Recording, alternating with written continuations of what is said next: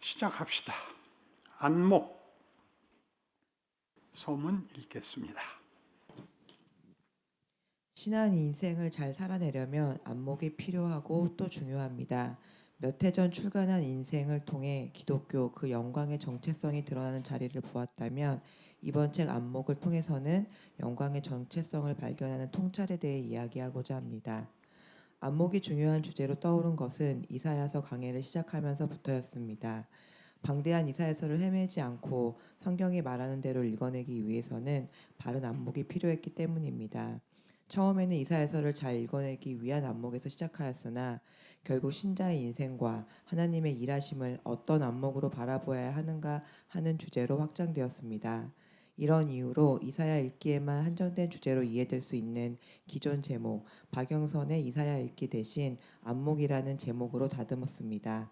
몇 해 전에 설교한 다시 보는 로마서에서 시간의 역순을, 욥기 설교에서 인과응보의 법칙을 극복하는 창조 질서를 발견했다면 다시 보는 이사야를 통해 저는 안목의 중요성을 발견했고 이를 강조하고자 전면에 드러낸 셈입니다. 이 책 안목에서는 제3차 세계관에 대해 이야기합니다. 제3차 세계관을 소개하여 신자는 율법과 은혜의 차원을 넘어 자유와 책임의 자리, 곧 명예로운 신앙의 경지로 초대되었음을 알려줍니다. 신앙에서 책임이나 자유를 말하면 도전이 되기도 하지만 대개 체념으로 끝나기 쉽습니다. 그러나 결단코 체념에만 머물러 있을 수 없는 신자의 운명을 제3차 세계관은 보여줍니다. 기독교 신앙은 궁극적 승리를 약속해 줍니다. 하지만 넘치는 감격과 소원으로 시작한 신앙 인생이 왜 어려움을 겪는 현실로 귀결되는지에 대해서는 한국교회가 여전히 외면하고 있습니다. 신앙이 오늘을 사는 신자에게 아무런 도움이 되지 못하고 다만 내세로 미루어진 운명에 불과하다면 그것은 우리가 구원이 현실에서 무엇을 약속하고 의도했는가에 대해 아직 잘 모르기 때문일 것입니다. 오늘이라는 현실이 책임과 명예로 결실할 수 있는 얼마나 놀랍고 귀한 기회인지를 여기 소개하였습니다. 읽고 힘을 얻어 각자의 오늘을 영광되게 살아내십시오. 아멘. 그래서 이제 첫 장이 제1장이 변론입니다. 왜 변론을 택했냐면 그 한 장 넘기시면 12페이지에 이사야 1장 18절 이하의 말씀으로 주제를 삼았습니다. 제가 읽겠습니다. 여호와께서 말씀하시되 오라 우리가 서로 변론하자. 너희의 죄가 주홍 같을지라도 눈과 같이 희어질 것이요 진홍같이 붉을지라도 양털같이 희게 되리라. 너희가 즐겨 순종하면 땅의 아름다운 소산을 먹을 것이요 너희가 거절하여 배반하면 칼에 삼켜지리라. 여호와의 입의 말씀이니라.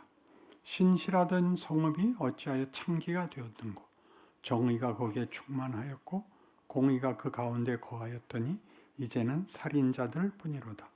네 은은 찌꺼기가 되었고 네 포도주에는 물이 섞였도다. 네 고관들은 패역하여 도둑과 짝하며 다 뇌물을 사랑하며 예물을 구하며 고아를 위하여 신원하지 아니하며 과부의 송사를 수리하지 아니하는도다. 그러므로 주 만군의 여호와 이스라엘의 전능자가 말씀하시되 슬프다. 내가 장차 내 대적에게 보응하여 내 마음을 편하게 하겠고 내 원수에게 보복하리라.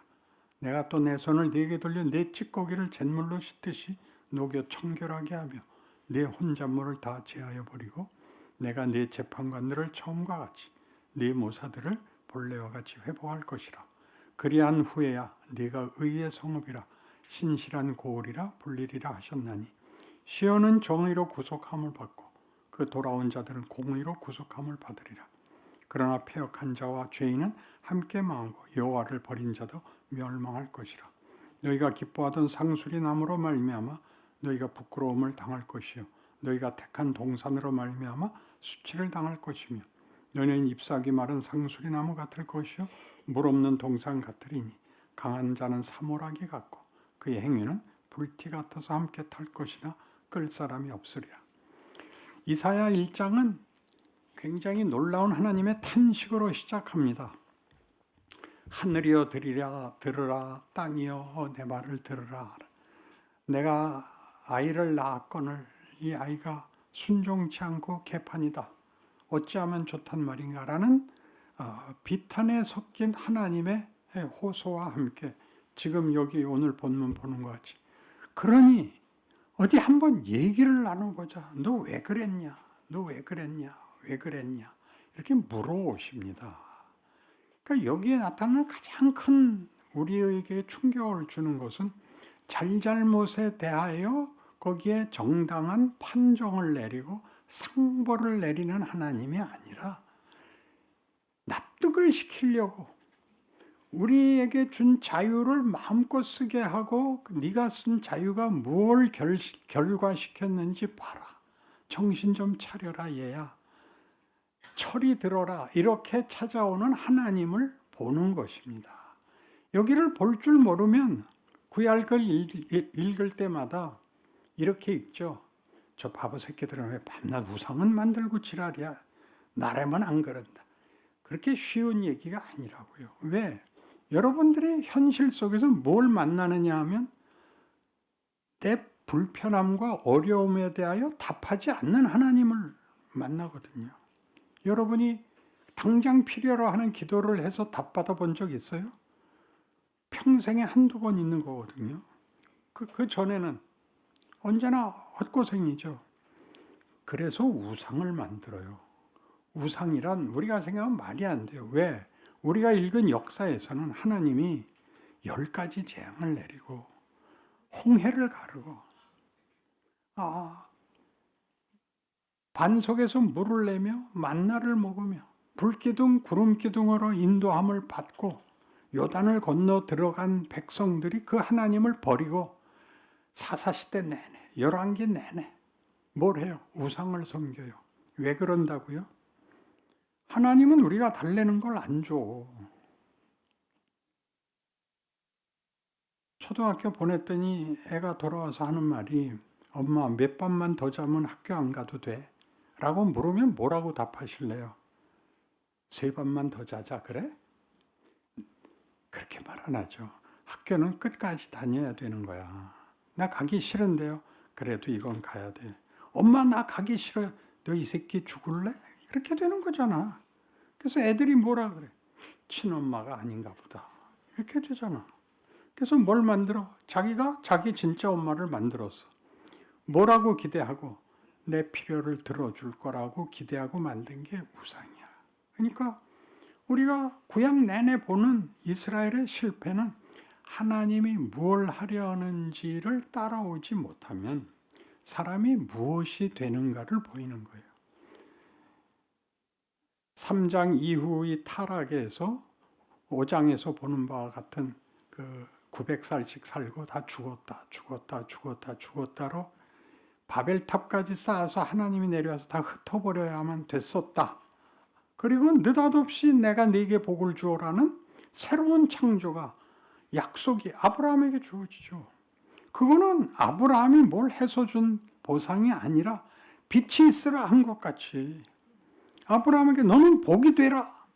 이렇게 하나님이 인류에 대해서 그 창조한 당신의 형상으로 만든 인간에 대하여 창조의 목적을 이루기 위하여 너는 복이 되라가 된 거예요. 그러면 그냥 데려가면 되지 왜 복이 되고 구질구질한 인생을 살아야 되냐? 커야 되니까. 왜 커야 돼?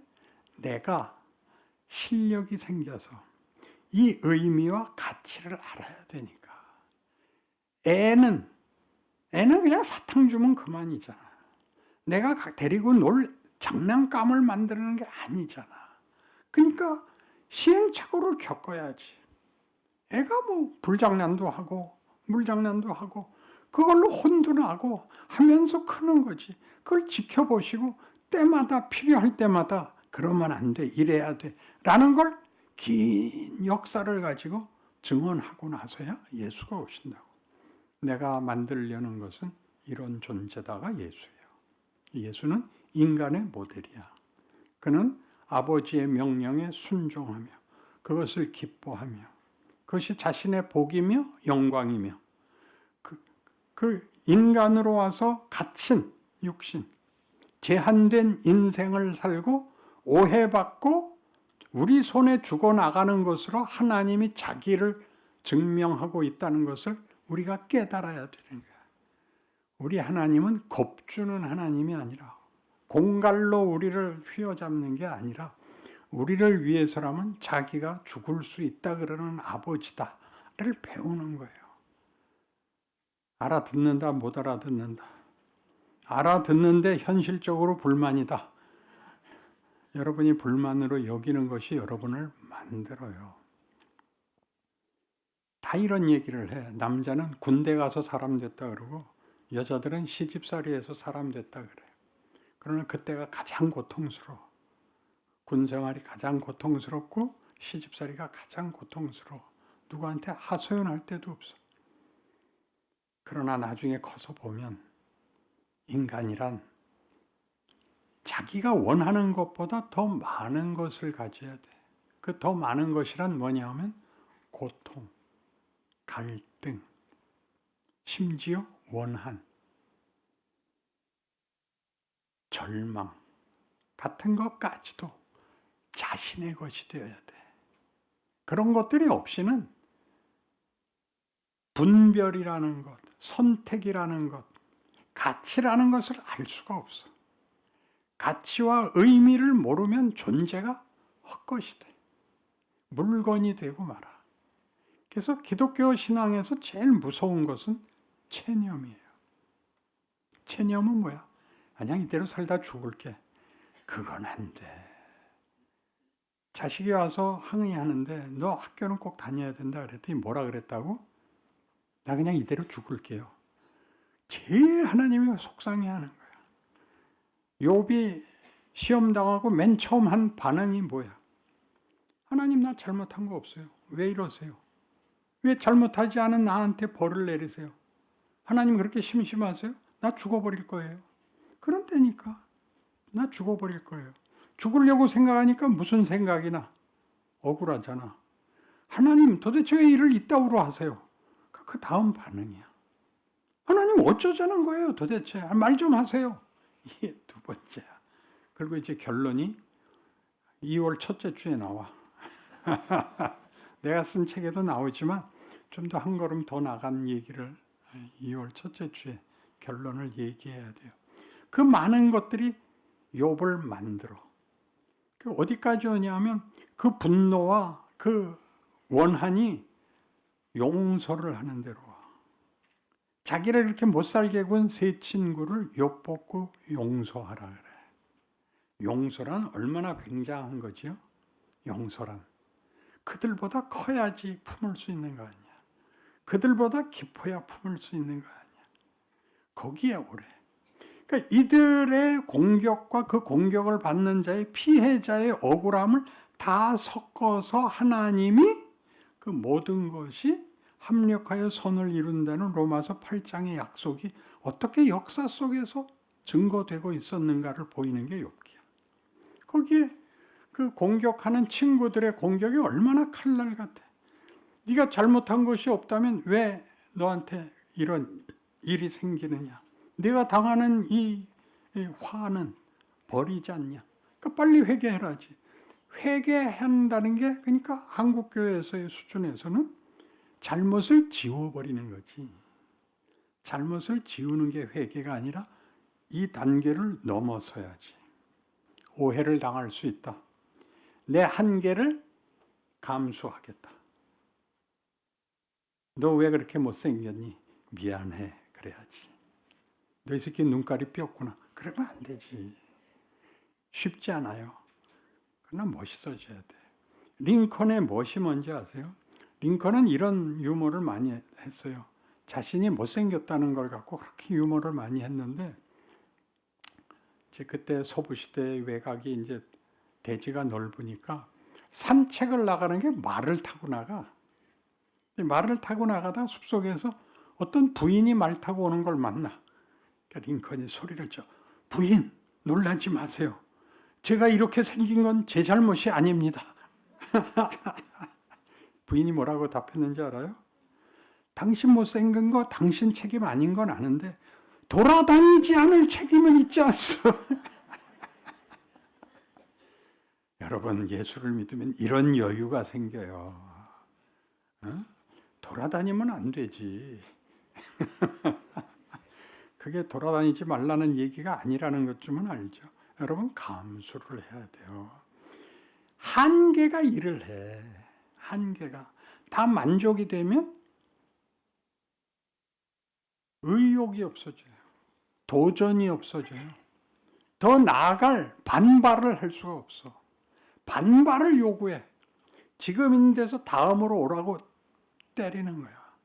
왜 화를 내는데? 반발하라고. 오늘 전에 우리 부목사로 있다가 개척해 나간 목사님을 만났는데 테니스 레슨 코치예요. 그러니까 얼마나 잘 쳐. 그래서 이제 우리 시합 때 나랑 파트너해서 내가 포핸드 쓰고 이 친구 백핸드에 서서 이제 복식하니까 시합을 하는데 시합에 나가면 나는 연습 때보다 잘하고 이 친구는 시합을 하면 스윙이 안 돼. 그래서 쩔쩔매요. 그럼 내가 욕을 직사게 했대, 자기한테.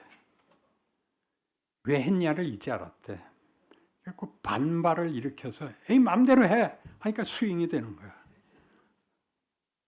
자기 실력으로는 이게 팔이 안 펴지는데 이 시장 기왕 먹은 뭐 욕인데 뭐 아웃이 되든 말든 했더니 다 들어가더래. 그걸 오늘이야 얘기를 해줘, 이 나쁜 놈이. 몇십 년 전 얘기인데.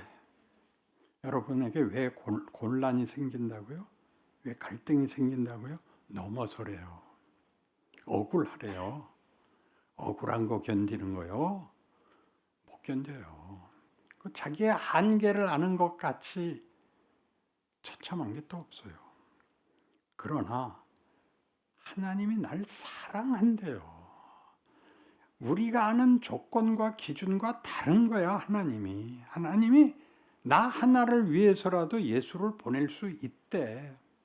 내 인생은 내가 책임진대. 그게 기독교예요. 그러니까 여러분 배짱을 가지셔야 돼요. 그게 믿음이야. 그게 믿음이야. 하나님과 나의 관계는 잘잘못으로 보상되지 않는다. 내가 하는 모든 것을 하나님이 용납하신다. 그리고 크라 그런다. 커야 돼. 커야 돼. 그래서 여기 13페이지 보세요.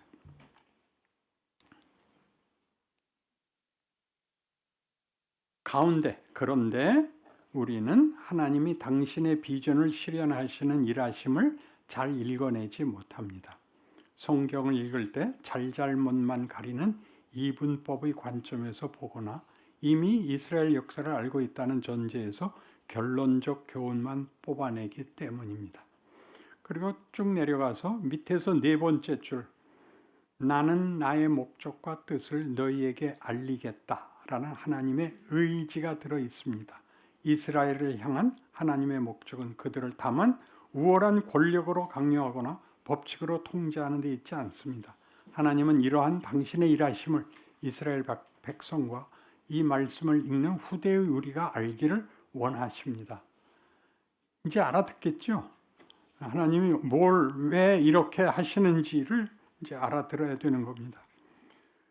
21페이지로 갑니다. 인문학은 뭔가예요? 인문학. 위에서 다섯째 줄, 철학에 대한 좋은 이해를 얻을 수 있는 책을 하나 소개합니다. 최진석 교수가 쓴 탁월한 사유의 시선이라는 책입니다. 이 책에서는 철학을 생각하는 법이라고 이야기합니다. 여기서 법은 규칙이나 공식을 의미하지 않고 차원을 가리킵니다. 생각의 차원입니다. 철학은 생각의 차원, 안목과 분별, 그리고 가치의 차원에 대해 이야기합니다.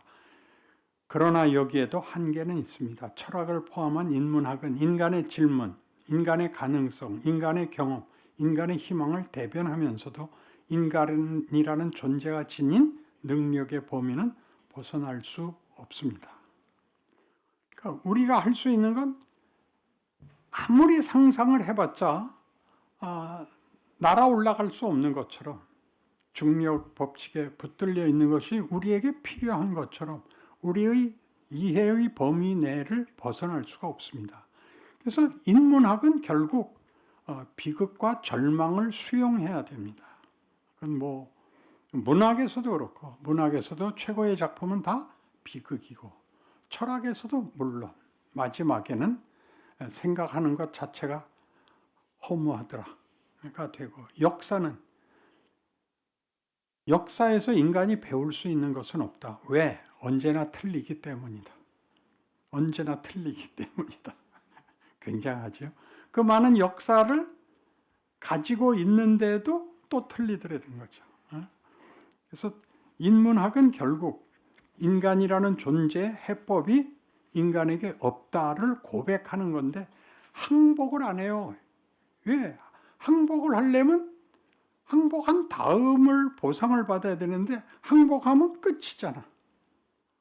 절망이잖아. 그러니까 항복한다는 소리는 할 수가 없는 거예요. 항복은 안 하고 죽죠. 23페이지 가운데 우리가 가진 기독교 신앙이라는 것을 자신이 공감하고 확인한 내용으로만 고정해 놓으면 안 됩니다.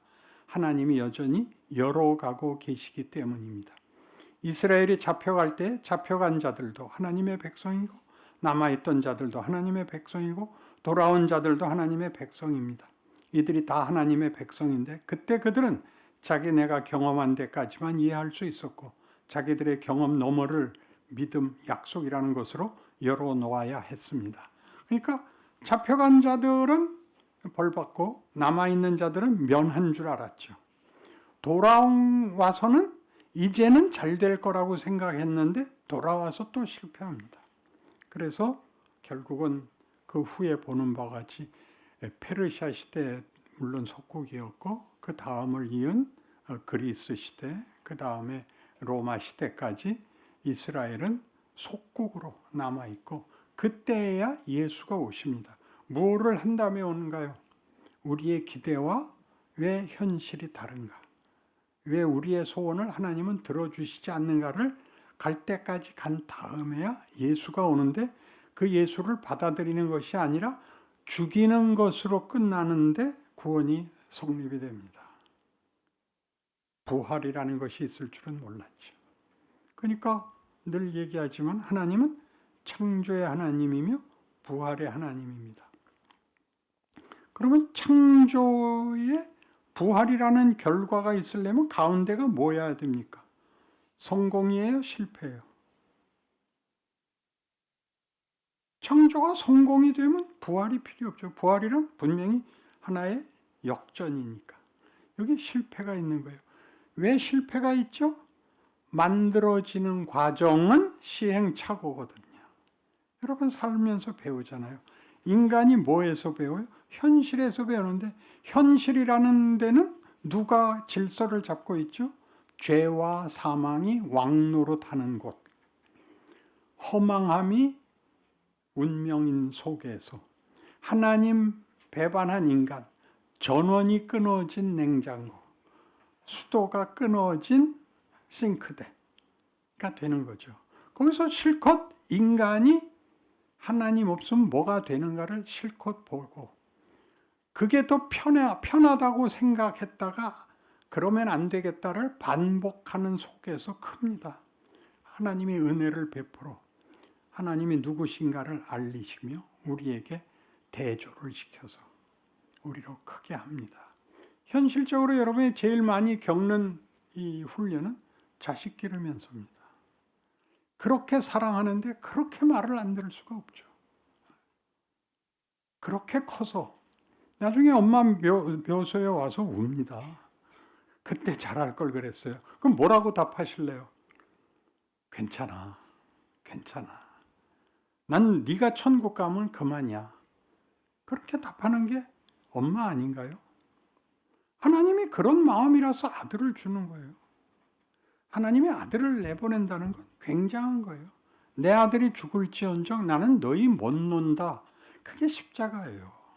울지 마시고 하나님의 하나님 되시는 진정성과 정체성에 대해서 놀라셔야 돼요.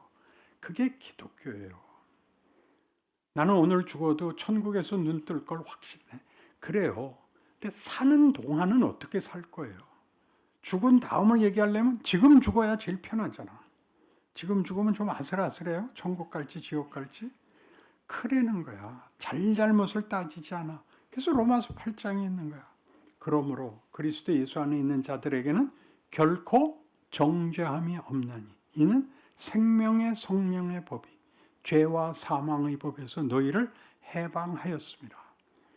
여러분 이제부터는 미친 짓 해도 지옥을 못 가요. 미친 짓 한 결과는 여러분이 치러야 돼요. 죽었다 깨야 돼요. 그리고 천국 가야 돼요. 그러니까 지혜란 뭐냐? 빨리 알아듣는 게 지혜예요. 그리고 명예가 돼요. 그러니까 지금은 여러분이 잘했다 잘못했다가 아니라 명예로웠다 비겁했다로 나누는 거예요. 자기 인생과 현실을. 위대하기 쉽지 않아요. 명예롭은 거 어려워요. 실력이 있어야 돼요. 멋있기 힘듭니다. 겉멋을 내라는 게 아니라 인간성이라는 것이 달라야 돼요. 성경이 말하는 새 사람, 새 생명은 예수를 닮은 존재를 얘기하는데 그것은 인성에서의 변화입니다. 인간이라는 존재론이, 정체성이 예수 안에서 진짜 하나님이 만든 사람이 되어가는 것을 인성이라 그럽니다. 하나님이 만든 인간의 본질성입니다. 근데 뭘로 자꾸 때운다고요? 종교성으로 때웁니다. 성경 공부하기. 그게 잘못이 아니라 그걸로 때운다 말입니다. 그래서 지난번 새신자 환영회 때 어느 부부가 이제 질문을 이걸 해왔어요. 부인이 내 남편한테 담배 좀 끊으라고 목사님 말씀해 주세요. 담배 피세요? 이 사람이 나 있을 때는 안 피고요. 나 없을 땐 꼭 펴요. 어떻게 아셨어요? 냄새가 나요. 그러니까 근데 목사님 말씀은 들으니까 피지 말라 그러세요. 들키지 마세요. 그 왜 부인한테 들키세요? 그랬더니 부인이 노발대발했죠. 아니 목사님 그따위로 말씀하시면 어떡해요? 내가 이걸 옹호하는 것은 담배 안 피는 게 신앙의 답이 되고 말았다. 거짓말 안 하는 게 기독교 신앙의 답이 되고 말았다. 난 이게 정말 죽겠다. 커라 제발. 철이 들어라. 다음 문제들은 다 사사로 별거 아니다. 사소로운 것이다. 진정한 인간이 되라. 그러니까 이걸로 묻어버리지 맙시다. 하는 얘기를 해줬어요. 그 부부가 오늘 안 왔네요. 삐졌나? 저기 있구나. 고맙습니다. 두 분은 베드로와 바울 같은 사도입니다. 성경에도 나오는 인물이 된 겁니다. 여러분 기독교를 이런 것도 다 이제 오해 소지가 있는 거예요. 새벽 기도하지 마시고 충분히 주무세요. 새벽잠을 자야 돼요. 그리고 열심히 사시고 인간다워지는 싸움을 어디서 해야 되죠? 매일 해야 되잖아. 매일. 직장에서 해야 되고 가족하고 해야 되잖아. 욕하고 끝날 수 없잖아. 자기 전에 화해를 해야지. 아깐 미안했다. 내가 심하게 했다. 아들아, 내가 너 아니면 무슨 재미로 살겠냐. 엄마 마음을 이해해다오. 그러고 우세요. 그리고 이웃하고도 그러세요. 안녕하세요를 먼저 하세요. 상대방이 절 안 받으면 그냥 이렇게 비켜가시면 돼요. 그런 것들이 신앙이에요. 빙이 돼야 돼요. 존재. 비에 ing를 붙여서 빙이 돼야지 두잉이 되지 마세요.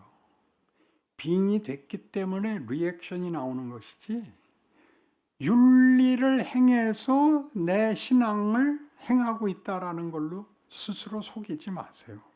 그래서 가장 중요한 게 뭐냐? 표정 짓기예요. 표정. 성경 공부하러 나왔는데도 인성을 쓰고 있는 건 안 돼. 그건 용서할 수 없어. 받아먹을 생각을 각오를 하고 있어야죠. 그래 안 그래? 그렇지?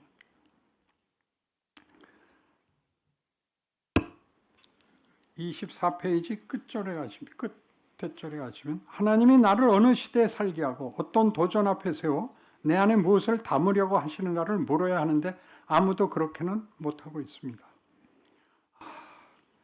중간 볼게요. 당신은 이스라엘의 폐역과 폐역의 필연적 결과로 귀결된 멸망이라는 역사적 상황이 있었습니다. 그래서 하나님이 누구시며 이 역사가 왜 필요하며 여기서 당하는 모든 일이 이스라엘 백성에게 무엇을 만들어내는지에 대한 하나님의 말씀이 실감나게 사실로 다가옵니다. 그림도 아니고 추상명사도 아닌 벌어진 일, 즉 사건과 사실을 통해 다가옵니다. 예수의 십자가가 구체적인 것처럼 우리가 이해하지 못하는 오늘 하루가 하나님이 구체적으로 일하시는 시간이라고 현실을 묶을 수 있게 해줍니다. 매 일상이 우리에게 실감나는 사실로 다가올 것입니다. 이것이 이사야서를 공부하는 이유입니다. 43페이지에서 하려는 얘기는 뭐냐면 씨 뿌리는 비유입니다. 42페이지 끝절 보시면 그런데 마침내 하나님은 이 백성을 무엇으로 만드실 것입니까? 하나님의 약속의 결국을 만드실 것입니다. 이들의 배신과 거부에도 하나님은 이방을 다 구원하실 것입니다. 그러면 30배, 60배, 100배 열매는 옥토에서 맺히는 것입니까? 돌밭에서 결실하는 것입니까? 이 질문은 사실 말이 되지 않습니다. 인간은 옥토를 만들 수 없는데 하나님은 결국 결실하시기 때문입니다. 이스라엘 백성만이 선민이던 구약시대의 정황에서 신약시대에 이르자 이스라엘만 빼놓고 다 믿게 되었습니다. 그들의 거부가 이 결실을 가져왔습니다. 그들의 거부에도 불구하고 일이 이루어졌습니다. 그들이 옥토라서 이런 결실을 맺힌 것이 아니라 그들이 가시떨기거나 돌밭이었는데도 이 결과가 나온 것입니다. 이게 무슨 비유냐? 우리 씨 뿌리는 비유 알죠? 예수님께서 이렇게 얘기하십니다. 어떤 사람이 씨를 뿌리는데 도로는 길가에 떨어졌고 도로는 돌짝밭에 떨어졌고 도로는 가시떨기에 떨어져서 그 뿌리를 내릴 수 없었고 자라 나올 수 없었다. 그러나 옥토에는 씨를 뿌렸더니 열매를 맺기를 30배, 60배, 100배 열매를 맺더라.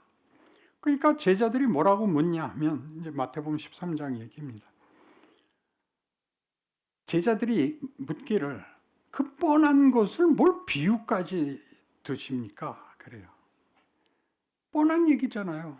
거기 뭐 돌짝밭이라서 안 나오고 여긴 내가 갈아놓은 땅이기 때문에 열매 나온 거 봐라. 그 뭐 당연한 사실인데 비유를 든다는 것은 그냥 이해할 수 없기 때문에 우리가 이해할 수 있는 우리 실생활에서의 예를 끄집어내서 그 내용을 이해시키기 위해서 주는 것이 비유지요. 제자들이 그렇게 묻자 예수님이 말하기를 이사야 선지자가 한 예언이 오늘 이루어졌다. 이사야 선지자의 예언은 뭐냐면 하나님을 만난 이사야에게 하나님이 누가 우리를 위하여 갈고 라고 한탄하시자 제가 여기 있나이다. 제가 가겠습니다. 그러자 너는 가라. 그러나 너를 보아도 믿지 않고 들어도 믿지 않을 것이다. 라고 이사야에게 얘기합니다. 그래서 이사야는 듣지 않을 백성에게 들어도 모르는 백성에게 보냄을 받는 선지자가 되는 것입니다. 그걸 지금 예수님이 말씀하시기를 그 예언이 이루어졌다. 그러나 너희는 나를 본다. 이렇게 됐어요. 그러나 너희는 나를 본다는 틀림없이 이사야가 실패한 것에 나에게서는 성공했다. 겠죠. 결실할 수 없는 위임을 받으면서 이사야도 실패했고 보시다시피 돌짝밭이기 때문에 길가기 때문에 가시떨기이기 때문에 나오지 않는 게 당연한데 나왔다. 가 됐단 말이에요. 그러니까 이 비유를 왜 들어야 되냐면 옥토에 뿌린 씨는 열매를 맺었다라는 말은 그 땅이 열매를 맺음으로써 이름이 옥토가 되는 거예요. 여러분은 사과나무와 배나무를 구별할 줄 모릅니다. 저도 모르고. 그러나 가을에 가면 압니다. 열매를 보고 알죠. 열매를 보고. 사과 달려 있으면 사과나무죠. 배 달려 있으면 배나무죠. 그럼 그 밭을 뭐라고 부릅니까? 배나무밭, 사과나무밭. 왜 옥토가 되느냐? 열매가 달렸기 때문에 꽃밭이 되는 겁니다. 열매는 누굽니까? 우리가 맺을 수 없는 열매를 예수가 맺은 거죠. 하나님이 만들려는 인간의 진정한 모습을 예수가 인간으로 오셔서 우리에게 열매로 자신을 증언하시는 겁니다. 예수가 오심으로, 예수가 부활의 첫 열매가 되심으로 우리가 맺을 수 없는 열매를, 꽃을 맺게 되었다가 씨 뿌리는 비유입니다. 그러니까 여러분의 인생에서 여러분이 해야 하는 노력은, 신앙적인 노력이라는 것은 여러분들이 이미 예수를 알았기 때문에 따라가서 무슨 열매를 맺는 게 아니라 여러분 자신이 변하는 것이고, 무엇을 했다 안 했다의 싸움이 아니라 하나님이 기어코 만들기 위해서 그 아들을 보내어 내 안에 그를 집어넣었다. 나를 그 안에 안았다. 그래서 그리스도 안에서라는 말을 서신서에서 그토록 많이 쓰는 이유가 예수 안에 있고 예수가 우리 안에 있고 라고 이렇게 열매가 맺힘으로써 밭 이름이 바뀌는 것 같이 그 앞에 있는 밭과 방불한 우리에게 꽃이 피고 열매가 맺힘으로써 이 돌짝밭이, 가시떨기밭이 뭐라고 이름이 붙여진다고요? 코스모스 밭이다, 장미밭이다, 이렇게 됐다는 게 성경이 얘기하는 구원론인 것입니다. 그래서 이제 로마서 11장에 보면 하나님의 은혜가 어떻게 넘치느냐를 보자면 11장 1절부터 볼게요. 그러므로 내가 말하노니 하나님이 자기 백성을 버렸느냐? 그럴 수 없느니라. 나도 이스라엘이니요 아브라함의 씨에서 난 자요 베냐민 지파라. 하나님이 그 미리 아신 자가 자기 백성을 버리지 아니하셨나니 너희가 성경이 엘리야를 가리켜 말한 것을 알지 못하느냐? 그가 이스라엘을 하나님께 고발하되 주여 그들이 주의 선지자들을 죽였으며 주의 제단들을 헐어버렸고 나만 남았는데 내 목숨도 찼나이다 하니 그의 하신 대답이 무엇이냐? 내가 나를 위하여 바알에게 무릎 꿇지 아니한 사람 7,000명을 남겨두었다 하셨으니 그런즉 이와 같이 지금도 은혜로 택하심을 따라 남은 자가 있느니라. 만일 은혜로 된 것이면 행위로 말미지 않음이니 그렇지 않으면 은혜가 은혜되지 못하느니라. 그런즉 어떠하냐? 이스라엘이 구하는 것을 얻지 못하고 오직 택하심을 입은 자가 얻었고 그 남은 자들은 우둔하여졌느니라. 기록된 바 하나님이 오늘까지 그들에게 혼미한 심령과 보지 못할 눈과 듣지 못할 귀를 주셨다 함과 같으니라. 또 다윗이 이르되 그들의 밥상이 올무와 덫과 거치는 것과 보응이 되게 하시옵고 그들의 눈은 흐려 보지 못하고 그들의 등은 항상 굽게 하옵소서 했느니라. 그러므로 내가 말하노니 그들이 넘어지기까지 실족하였느냐? 그럴 수 없느니라. 그들이 넘어짐으로 구원이 이방인에게 이르러 이스라엘로 시기 나게 함이니라. 그들의 넘어짐이 세상의 풍성함이 되며 그들의 실패가 이방인의 풍성함이 되거든 하물며 그들의 충만함이리요. 그러니까 이스라엘이 실패하는 바람에 구원이 이방으로 넘어갔다. 그렇게 얘기하면 하나님을 경험하고 택한 자 된 역사를 가진 자도 실패한 것을 그것 없는 자가 어떻게 가질 수 있었느냐라고 둘을 비교하는 거예요. 키가 2m 되는 사람 손에도 안 닿는 데를 20cm밖에 안 되는 사람이 어떻게 손을 대겠느냐라는 얘기 같이 이스라엘에게 하나님이 나타났으나 구약의 실패가 하나님을 찾지도 않고 알지도 못하는 이방인에게서 열매를 맺는 것을 보면 아까 씨 뿌리는 비유에서 보듯이 길가에 뿌려진 씨요 돌짝밭에 뿌려진 씨요 떨기나에 가시떨기에 떨어진 씨들이 못 나왔지만 왜 옥토가 생길 수 있었느냐? 열매가 먼저 나옴으로 인해서 열매가 맺힌 땅은 그 열매의 이름을 가진다. 그러니까 땅이 열매를 만든 게 아니라 열매가 땅을 바꿨다. 그게 이스라엘이 만들어내지 못한 이스라엘이라는 땅이 만들어낼 수 없는 것을 이방에서 만들어냄으로써 이방이 옥토다라는 소리가 아니라 이것은 열매 때문에 이들이 옥토라는 소리를 듣게 된 것이다. 그렇다면 앞에 나열한 길가나 돌짝밭이나 가시떨기나 어디든지 이방에게 준 은혜 이상의 은혜로, 똑같은 은혜로 이들도 구원하면 했지, 구약이라는 역사를 쓰게 한 그 백성을 어찌 버리겠느냐, 이렇게 대비를 시키고 있습니다. 이해가 가십니까? 그러니까 은혜라는 것은 하나님이 자기와 관계를 만든 인간을 관계의 긴밀성을 표현하는 단어입니다. 믿음이란 믿을만 하다가 아니라 믿을 수밖에 없다입니다. 부모와 자식같이, 혈연같이.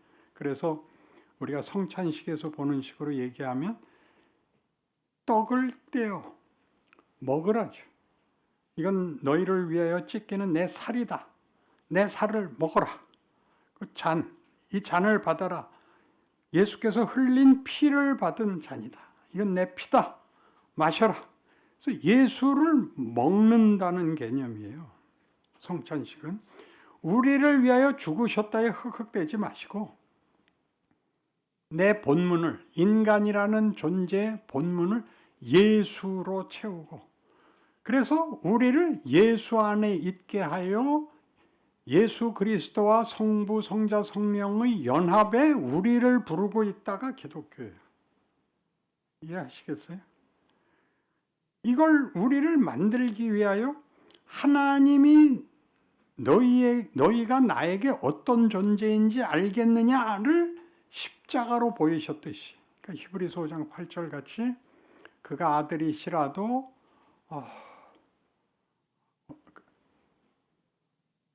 아들이시라도 순종함을 배워서 온전하게 되었은적입니다. 아들이 십자가에 죽는 죽음이 아버지의 뜻을 순종하는 것으로서 자기가 온전해졌다는 것은 예수에게 결격 사유가 있었다는 얘기가 아니라 하나님이 우리를 어떤 대상으로, 상대로 보느냐에서 신이 자기 증명을 하더라 이거예요. 너희를 위해서 내가 너희의 하나님 노릇을 제대로 못한다면 나는 하나님이 아니다. 그렇게 말하고 싶은 거예요. 하나님이 구원을 열어놓고 있는 이유가 뭐죠? 창조의 하나님이거든. 창조를 실패하지 않겠다야. 근데 왜 실패했죠? 하나님이 실패한 게 아니라 우리가 실패했지. 그 실패가 손해보지 않게 하겠다가 하나님을 사랑하는 자, 곧 그 뜻대로 부르심을 입은 자들에게는 모든 것이 합력하여 선을 이루느니라 로 나타나는 거죠. 여기를 모르면 어떻게 되죠? 자꾸 체념을 하게 돼요. 에이, 난 몰라가 돼. 그래서 하루를 하루답게 못 살아. 하루를 무슨 굉장하게 살라는 뜻이 아니에요. 어려움을 겪을 때마다 그래, 세상은 이 도전을 하고 나는 이것에 지면 안 돼를 되뇌는 거야. 그럼 몇 번쯤 성공할까요? 손흥민이 슛을 하면 다 들어간다. 그러지 않죠? 초인류 선수라도 슛이 100% 들어가지 않아요. 10번 쏴서 한 번만 들어가도 뭐 영웅이 돼. 우리를 뭘 만든다고? 하나님과 사랑과 믿음의 상대역을 만든다고. 어떻게? 성부, 성자, 성령의 합일, 연합, 그 긴밀함의 영광과 찬송과 명예의 자리에 우리를 부르고 있다. 이렇게 얘기하는 것이 기독교인 거예요.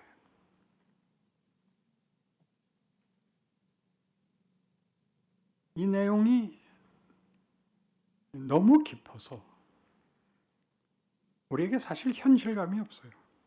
우리의 현실감은 그냥 죄 짓지 않는 게 다야. 성실히 사는 게 다야. 이건 철이 좀 더 들어야 돼요. 나이 드신 분들은 이해하기가 훨씬 나아요. 살아보니까 별거 아니더라. 이 얘기가 나와. 살아보니까 별거 아니더라. 그게 무슨 뜻인지 아시겠어요? 인간이라는 것이 만드는 것으로는 답이 절대 나올 수 없더라. 인간은 괜히 한 번 사는 거더라. 기독교는 그게 아니다. 이 말이 그 다음에 붙어야 되는데 거기에 붙는 간증이 한국교회는 드물죠.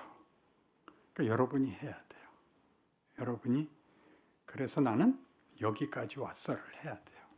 안 하면 안 됩니다. 좋은 말로 할 때 하셔야 됩니다. 그래서 46페이지를 가시면 6이라고 써 있는 가운데 저항하는 자들과 거부하는 자들로 말미암아 복음이 온 인류에게 넘쳤다고 합니다. 이것이 기독교의 신비입니다. 잘잘못, 상과 볼, 옳고 그름으로 딱 갈라서 비교할 수 없습니다. 그 모든 것이 적대 관계나 모순 없이 다 묶입니다. 이것이 예수로 말미암는 놀라운 기적, 곧 구원입니다. 여기에 하나님의 은혜가 있습니다. 그런데 이 문제를 못 푸는 바람에 성경에서 단어만 끌어올 뿐 성경의 메시지가 가진 깊이를 잘 담아내지 못합니다. 이것을 어디에 담아야 할까요? 잘하는 사람들은 인문학에 담습니다. 그래서 인용을 많이 합니다. 유명한 철학자나 문호들의 이야기를 곁들여 설계합니다. 하지만 말씀을 그런 식으로 풀어가려 하지 말고 현실, 실존, 지금 직면한 절망과 분노와 의심을 정면으로 응시하며 증언해야 합니다. 어떻게 증언해야 할까요? 예수같이 해야 됩니다. 나 죽어야 된다. 뭘 약속했죠? 내가 이 반석 위에 교회를 세우리니 음부의 권세가 이기지 못하리라. 너희가 땅에서 무엇이든지 매면 하늘에서도 매이고 땅에서 풀면 하늘에서도 풀리리라 하시고 난 죽는다. 베드로가 뭐라 그랬다고요? 안 됩니다. 그러실 수 없습니다. 그러면 앞에 약속이 무효가 됩니다. 사탄아 물러가라. 내가 하나님의 일을 생각지 아니하고 도리어 사람의 일을 생각하는도다 하시고 아무든지 나를 따르려거든 자기를 부인하고 자기 십자가를 지고 나를 쫓을 것이니라가 됩니다. 자기 부인은 뭘까요? 여러분이 가지는 제일 쉬운 소원입니다. 다 공통되는 거에 뭐냐면 안심입니다. 안심, 형통, 평안. 생각 없이 살게 되는 것을 우리 모두가 원합니다. 고통을 면하는 게 유일한 소원인데 그걸 넘어서야 됩니다. 너는 철이 들어야 돼. 너는 내 자녀라는 이름에 걸맞아야 돼. 라고 하나님이 몰아붙이는 바람에 여러분 인생이 고단하게 된 것이 현실입니다. 무슨 시에선가 이렇게 돼 있었습니다. 결국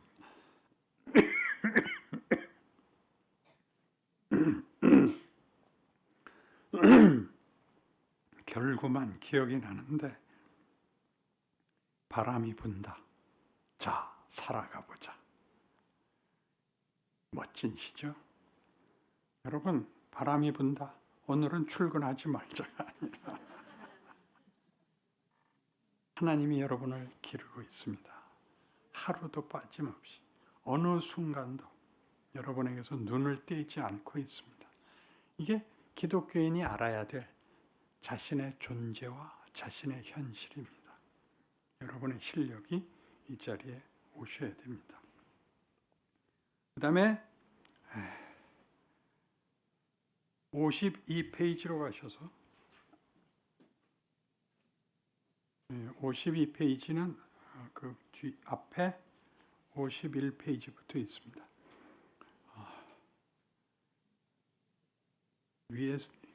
위에 로마서 1장 16절 17절을 읽고 있습니다. 내가 복음을 부끄러워하지 아니하노니 이 복음은 모든 믿는 자에게 구원을 주시는 하나님의 능력이 됨이라. 먼저는 유대인에게요 그리고 헬라인에게로다. 복음에는 하나님의 의가 나타나서 믿음으로 믿음에 이르게 하나니 기록된 바 오직 의인은 믿음으로 살리라 함과 같으니라. 복음은 믿음의 문제입니다. 입니까? 능력의 문제입니까? 또한 믿음은 우리의 책임입니까? 은혜에 속하는 것입니까? 은혜에 속하는 것이라고 줄곧 배웠을 것입니다. 그래서 늘 입으로는 은혜에 속하는 것이라고 말하지만 그럼에도 믿어야 한다는 것은 우리에게 율법으로 다가옵니다. 그런데 성경은 복음은 믿는 자에게 구원을 주시는 하나님의 능력이며 믿음은 선택과 결정의 문제가 아니라 하나님의 능력이라고 얘기합니다. 그렇다면 왜 여기서 믿음이 나올까요? 구원을 이루는데 인간의 능력이나 의지가 조건이 되지 않는다는 사실을 설명하려고 믿음을 이야기하는 것입니다. 즉 구원을 위해 일하시는 하나님의 방법을 강조하는 말이 바로 믿음입니다. 그런데 우리에게는 믿음이 또 다른 조건이 되어 말았습니다. 기댈 만한 가치가 있는 것을 선택하는 일에 불과해졌습니다. 믿음은 구원을 이루는 하나님의 방법이자 하나님의 능력입니다. 예수를 믿는다는 말은 하나님의 능력이 구원한다는 말의 다른 표현입니다. 아시겠습니까? 부모가 부모된 책임을 포기할 수 없는 것처럼, 아니 할 수 있는 모든 것을 하는 것처럼 구원이라는 것은 믿음으로 됩니다. 아까 설명했듯이 믿음이란 포기할 수 없는 관계를 나타내고, 그래서 그 대상을 향하여 그 목적을 이루기 위하여 은혜를 베푸는 겁니다. 은혜가 뭐라 그랬죠? 하나님의 의지입니다. 의지. 우리의 조건에 보상하는 것이 아니고 하나님의 의지입니다. 그래서 은혜라는 말을 꼭 여러분이 제대로 이해하시기 바랍니다. 52페이지 아랫단에 성경에 자주 등장하는 수사법은 모순과 역설입니다. 살고자 하면 죽고 죽고자 하면 산다. 이 역설은 십자가에서 가장 극명하게 드러납니다. 성경에서 모순이나 역설로 이야기하는 이유는 긍정적 조건뿐만 아니라 부정적 조건도 하나님이 승리와 영광으로 결실을 하실 수 있음을 강조하기 위해서입니다. 하나님의 일하심은 우리가 아는 방법, 우리가 하는 상상, 우리가 가진 능력보다 크다. 그리고 그 결과는 분명하다. 자기 아들을 아끼지 않고 우리를 위해 다 주셨는데 무엇을 더 아끼시겠느냐? 로마서 8장의 증언입니다. 그래서 지금 우리가 지금 여러분 여기 앉아 있는 지금 현실이 하나님께서 우리를 기르기 위하여 가르친다. 현실을 설명한다. 그리고 어디까지 갈 것인가를 약속하고 있다. 그렇게 알아들으셔야 됩니다. 그래서 여기 나와 앉아 있는 것이 큰 복이죠. 그렇죠? 55페이지로 가봅시다. 위에서 5번째 줄. 그렇다면 계속 나쁜 짓을 하며 살아도 될까요? 우리의 이런 오해에 대해서 로마서 6장 1절이 답을 줍니다. 은혜를 더하게 하려고 죄에 거하겠느냐? 그럴 수 없느니라.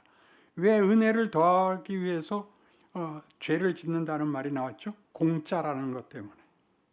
공짜인데 또 잘못해도 또 용서할 거 아니냐. 그게 아니라 하나님의 의지라면, 지난번에 잘못해서 회초리를 10대 맞았다. 너 이번에 잘못하면 이번엔 100대다.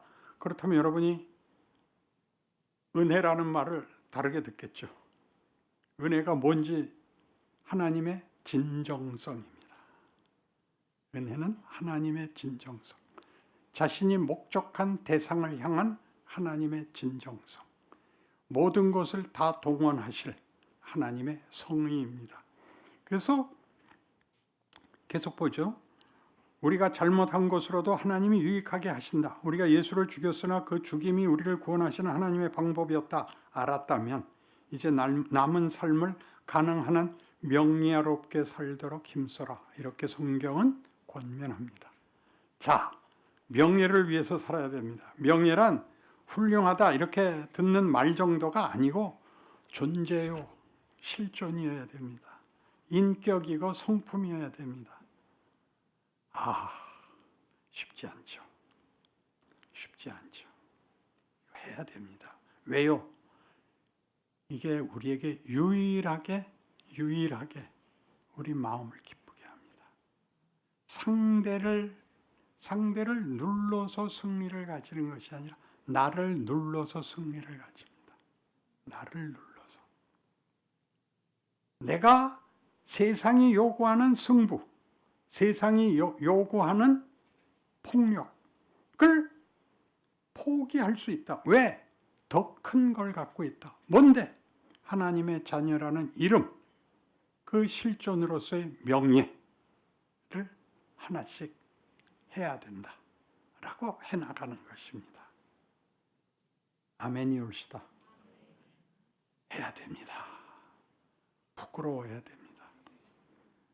수치를 알아야 되는 것이지 씻어버리는 것이 아니라 수치스러운 다음에는 나아져야 됩니다.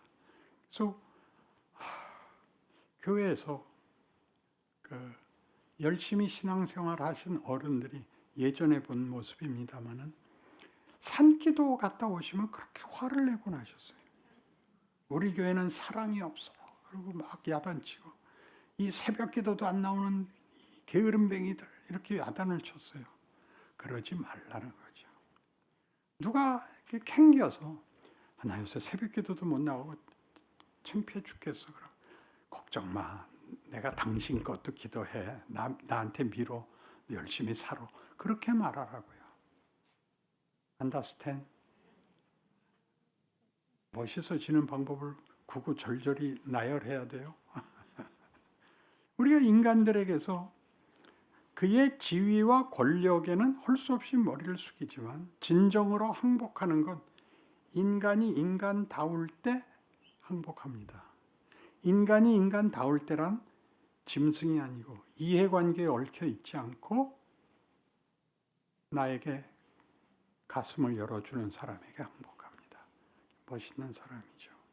우리는 다 자기 방어하기에 바쁩니다. 시비 걸리지 않고 욕 안 먹고 서로 모른 척하고 살자는데 이웃에겐 그러면 안 됩니다. 이웃은 누구죠? 늘 만나는 사람들. 계명 중에 제일 큰 계명이 뭡니까? 그러자 예수님이 뭐라 그랬어요? 첫째는 이와 같으니 내 마음을 다하고 뜻을 다하고 성품을 다하여 주 너의 하나님을 사랑하라 하셨어요. 하나님을 사랑하래요. 굉장한 겁니다. 공포의 대상이 아닙니다. 둘째는 이와 같으니 내 이웃을 내 몸같이 사랑하라 하셨으니 이 두 계명이 온 율법과 선지자의 강령이니라. 성경 전체의 초점이 여기에 모여 있다고요. 그러니까 달라지셔야 됩니다. 멋있어지시기 바랍니다. 그건 여러분의 복이고 명예고 자랑이고 기쁨이 됩니다.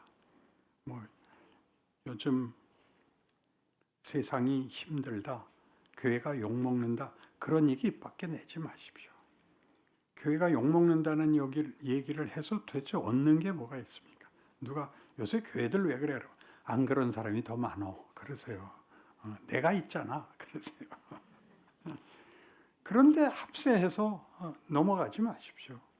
기독교는 세상에서 지원을 받은 적이 없습니다. 세상은 하나님 믿는 것을 거부하는 죄의 본성을 가진 곳이기 때문에 자기가 최고라고 끝까지 우기는 게 세상이고, 예수를 믿는다는 것은 하나님이 나라는 존재를 내가 알고 기대하는 것과 너무나 다른, 비교할 수 없는 존재를 만들겠다는 것이다. 그리고 현실이 그걸 만드는 과정이다. 여기서 나는 뭐가 된다? 성육신을 잇는 존재가 된다. 하나님이 육신으로 온 것 같이 나를 이웃에게 보내요. 하나님 모르는 사람들 속에 살게 함으로써 나를 빛으로 삼고 진리로 삼고 생명으로 삼는다. 그리고 나는 임마누엘이다. 왜? 볼저다 세상 끝날까지 내가 너희와 항상 함께 있을 것이니라다. 내가 있는 곳에 주께서 함께 하신다. 내가 임마누엘이다. 기억하셔야 됩니다. 그 책임을 다하라. 그렇게 간단하게 임무가 완성되는 게 아니라 깨우쳐 나가야 되고 성숙시켜서 여러분이 그런 자리까지 가셔야 되는 것입니다. 56페이지 밑에서부터 5번째 줄. 사람은 절망에 직면하면 인간에게 가장 큰 가치가 무엇인가를 생각하게 됩니다. 어느 철학자가 이야기했듯이 절망에 직면한 인간이 자신의 정체성과 책임을 물을 때 가장 먼저 떠오르는 생각은 자살입니다. 너무나 자신이 형편없거든요. 세상을 살아갈 힘이 없다는 것을 알게 되고 자살을 생각합니다. 자살하면 책임도 없어지고 더 이상 고통도 없기 때문입니다. 희망이 없거든요. 예수를 믿지 않는 한 세상에서는 희망을 가질 수 없어서 한바탕 해보자가 답니다. 체념이 자폭과 합해서 폭력으로 나타나는 것이 현실입니다. 현실에서 죽는 사람들이 자살로 그치지 않고 다른 사람들을 해치고 죽죠. 이겁니다. 혼자 죽기 억울하답니다. 예수님은 혼자 죽기 억울하다고 안 하셨고 우리의 존재도 그렇습니다. 그런데 그것은 너무 자명한 답이기 때문에 생각할 필요나 가치가 없습니다. 죽으면 아무것도 아닌데 아무것도 아닌 것으로 가는 길은 생각할 필요가 없기 때문입니다. 이렇게 끝내서는 안 됩니다. 절망할 때에야 비로소 인간은 생각하고 고민하게 되기에 삶은 어떤 가치가 있는가 하는 문제로 가야 합니다. 예수를 믿긴 믿었는데 지옥 가면 어떡하냐 이런 걱정이 아니라 하나님의 자녀로 부름을 받았으니 앞으로 어떻게 살아야 하는가 하는 고민으로 가야 제대로 된 신자입니다. 혹시 오늘 못했더라도 벌벌 떨지 말고 내일은 좀 잘해보겠습니다 라고 다짐하는 자리로 나아가야 합니다. 이런 맥락을 따라 부탁 하나 하겠습니다. 회개 좀 그만하십시오. 과거를 씻어 벗겨내려 마십시오. 오늘은 잘못했지만 내일은 한 걸음 더 나아가야겠다라고 기도하십시오. 완벽해지려고 결벽 떨지 말고 하루를 살아가는 동안 그 무수한 기회 속에서 괜찮은 역할을 한 번 더 하며 예수 믿는 티를 내십시오. 예수 믿으세요? 말만 그렇게 하지 말고 표정 짓거나 반응할 때 예수 믿는 자답게 하십시오. 책임을 지고 예의를 갖춰 대하고 이웃을 격려하는 일에서 다른 사람보다 좀 더 낮게 굴어보십시오. 이런 이야기가 로마서에 풍성하게 나옵니다. 이렇게 되어 있습니다. 여러분, 현실을 살고 있다는 것과 예수 믿는다는 것을 함께 갖고 가기가 힘든 게 사실입니다. 여러분 기대가 자꾸 어디로 가기 때문이라고 안심으로 가고 싶습니다. 학교 안 갈래요 하는 아이같이 더 이상 훌륭해질 마음 없습니다. 그냥 이렇게 살다 죽게 놔둬 주세요를 하나님이 놔둘 수가 없어서 여러분에게 고통을, 고민을 여러분 발을 걸어 넘어뜨리십니다. 하나님 왜 이러세요? 욥이 평안하게 잘 살았죠. 정직하게 살고 의인이라는 명예를 가지고 잘못한 것이 없습니다. 끝까지. 그런데 하나님이 딴죽을 걸어서 넘어뜨립니다. 뭐라 그랬다고요? 하나님, 내가 잘못한 거 없는데 왜 이러세요?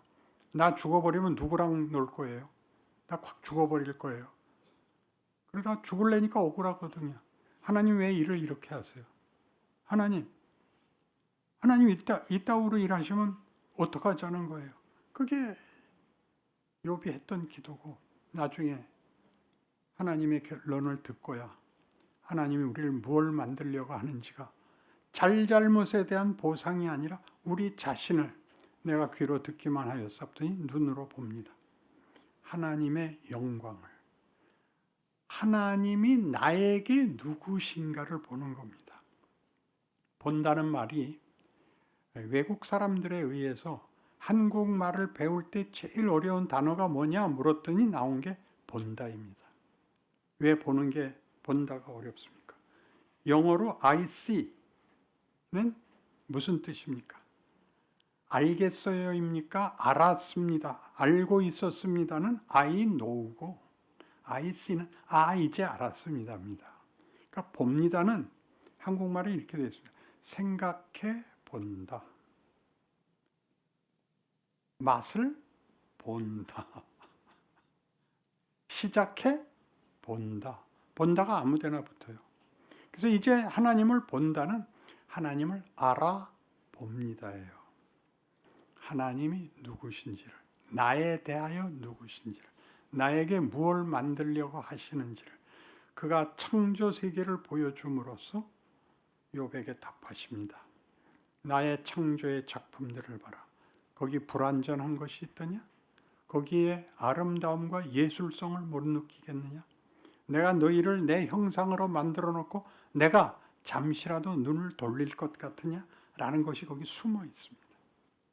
그래서 창조 세계를 보면서 우리가 죄 때문에 창조 세계가 로마서 8장에 나오는 얘기같이 우리 때문에 창조 세계가 같이 저주를 받아서 낙엽이 지고 겨울이 오고가 있지 원래는 그렇게 짓지 않은 것입니다. 그래서 창조 세계가 우리의 구원을 기다립니다. 우리의 영광의 회복이 창조 세계의 회복으로 이어질 것이기 때문에 온 창조계가 우리를 쳐다보고 있답니다. 우리가 얼마나 중요한 존재인지 하나님의 통치의 대리인으로 그의 후계자로 지목되고 있는 여러분의 존재요, 운명이요, 하루하루라는 것을 알고 살아가시는 진지함과 인내와 그리고 감격과 찬송이 풍성하시기를 바랍니다. 기도하십시다. 하나님 아버지, 우리라는 존재가 무엇인지, 우리의 운명이 무엇인지, 지금 어떠한 형편에서 하나님이 우리를 다루시는지 성경을 통하여 증거받고 있습니다. 세상은 우리 보고 자꾸 죽으라 그럽니다. 너 그럴려면 죽어라. 너 못났으면 죽어라. 이 일 못하면 죽어라 하는 세상에서 아니다. 나는 너를 만들고야 말겠다. 너희의 어떤 실패에도 불구하고 나는 너희 하나님으로서 내 입술로 찬송케 하겠다. 이 하나님의 약속 붙들고 이 세상의 시험과 도전들을 이겨나가 성숙하고 잘하고 하나님이 우리를 만들려고 하는 예수 그리스도의 모습으로 완성하실 것을 기대하는, 그렇게 하루하루를 살아내는 우리의 실존이 되게 하옵소서. 예수님 이름으로 기도합니다. 아멘.